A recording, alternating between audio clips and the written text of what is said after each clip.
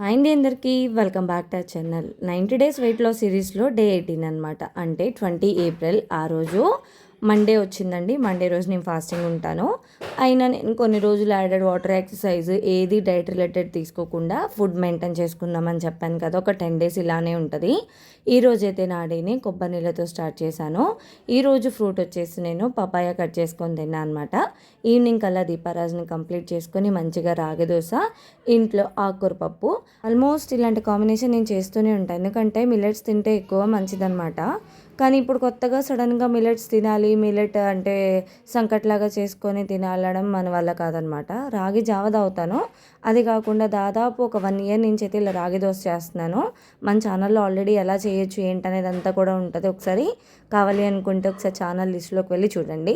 ఇక ఈరోజు స్టార్టింగ్ కూడా చేసేసాను అనమాట. వింటర్తో కంపేర్ చేసుకుంటే సమ్మర్లో వెయిట్ లాస్ కొంచెం ఫాస్ట్గా అవుతామని నా ఒపీనియన్. మీరు కూడా మొదలు పెట్టండి. మరి ముందు చిన్న సబ్స్క్రైబ్ చేసుకోండి అబ్బా. Thank you for watching.